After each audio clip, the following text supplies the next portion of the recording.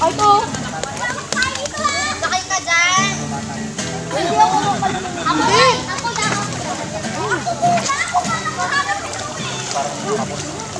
Siyempre, mapatay mo yung tatlong pano.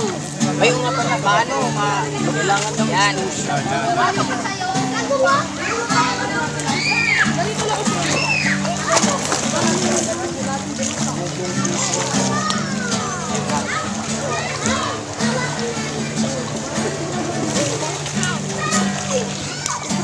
Pakilakasan po. Ikaw, Sister Rina Disena, pinabautis naman po sa pangalan ng Ama. Hawakan kita.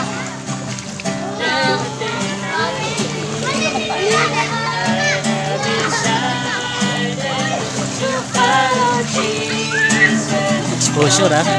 Lakpan natin ang Panginoon, mga kapatid.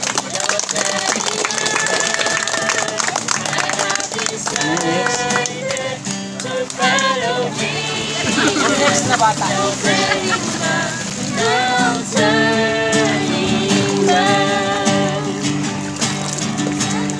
Itong kapatid kong to, mukhang hindi. Mas maganda kasi baptize na po siya, mga kapatid. Ngunit nung unang niyang baptism, sabi niya, hindi pa siya naiintindihan. Kaya ngayon, pinapaunawa natin na ang bautismo, hindi po ito kapatawaran sa lahat ng kasalanan natin. Ito ay simbolo ng ating pagsunod sa Panginoon. Ang buong puso. Ano? Kapatid? Kaya ngayon, sa oras na ito, itinatagubilin kita sa pangalan ng Panginoon Jesus. Pinabautismoan kita sa pangalan ng Ama at ng Anak at ng Diyos Espiritu.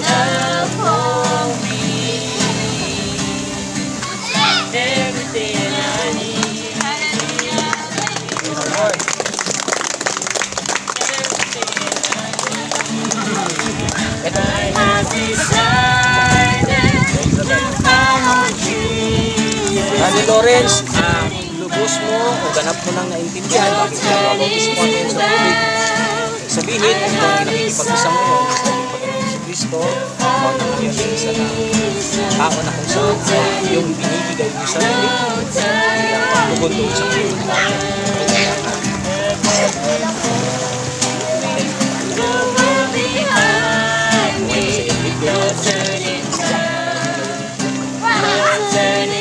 Kaya binabautismo natin kami ngayon sa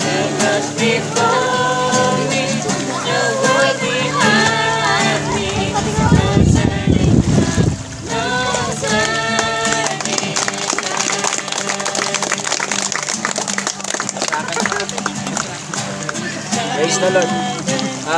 Ito ay hindi bagong relihiyon. Hindi ito yung totoo pananampalataya. Pakikipagrelasyon sa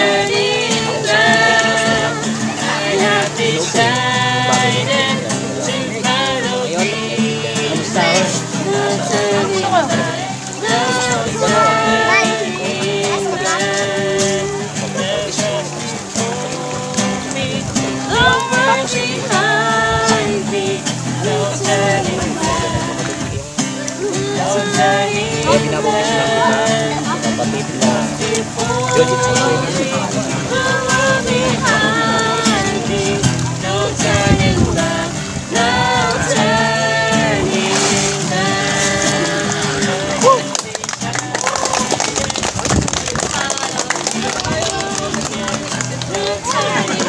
sasabayan mo lang, kapatid. Alam natin, gusto na kung bigyan natin yung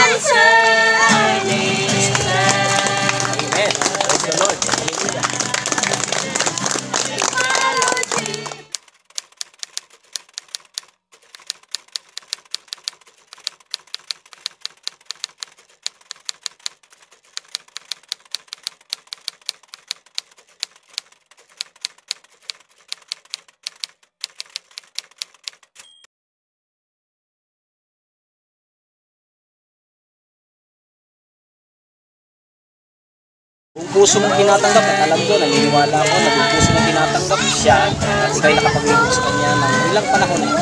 Kaya ngayon, sa oras na ito, binabautismuhan kita sa pangalan ng Ama, ng Anak, at ng Diyos Espiritu Santo.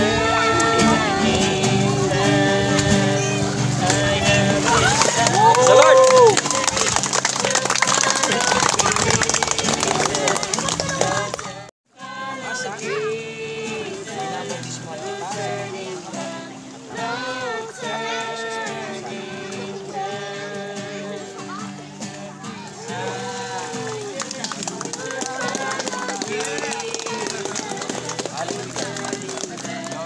Of course, magkabay yun, may mas ang dalawang ito ay sakit din ng ating Panginoon. Noon ay hindi nila masyadong naiintindihan bakit sila kailangan magsimba, maglingkod sa Panginoon. Ngunit ngayon, gusto nila maintindihan na si Jesus pala ang source ng lahat ng bagay. Sa oras na ito, alam ko, naniniwala ko sa puso ni Sister Marites ay bukas na para sa kanya. Glory to God and congratulations, Sister Marites. At sa oras na ito, binabautismuhan kita sa pangalan ng Anak at ng Diyos Espiritu Santo. Amen.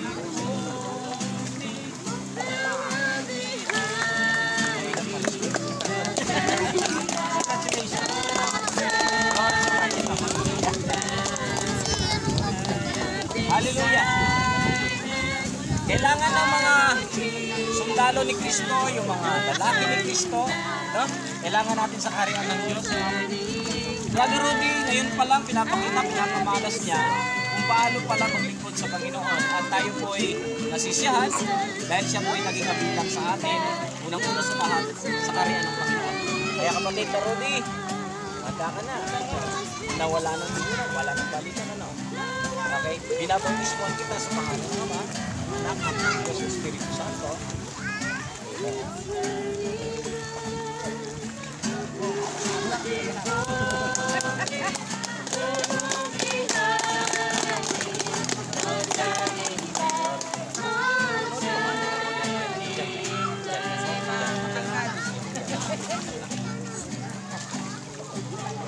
Si John ay isa sa mga anak ni Brother Rudy.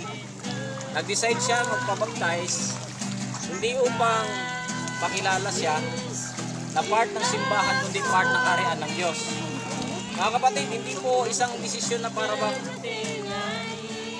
bibitawan mo ngayon tapos babawiin mo.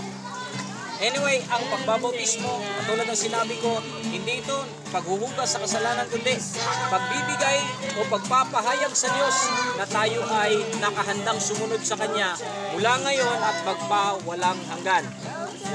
Okay, Brother John, sa oras na ito, yamang ikay nauunawaan mo ang simbolo ng pagbabautismo, kaya binabautismo kita sa pangalan ng Ama at ng Anak at ng Diyos Espiritu Santo.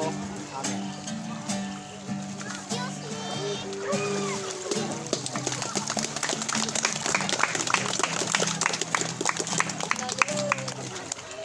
Justin na kayo. Ay? Praise the Lord. Isa din sa mga kapatid natin na masidi ang kanyang layunin na masunod ang Panginoon. Matuklasan niya kung ano pa yung nararamot para sa kanya, yung purpose ni Lord, bakit siya ay kasama natin ngayon. Ay napapasalamat ako sa Diyos, unang-una sa lahat, nakilala ko itong batang ito, at mas makikilala ko pa sa mga darating na panahon kung siya ay patuloy na magpapagamit sa ating Panginoon. Kaya Brother Justin, sa oras na ito, binabautismon kita sa pangalan ng Ama at ng Anak at ng Diyos Espiritu Santo. Amen.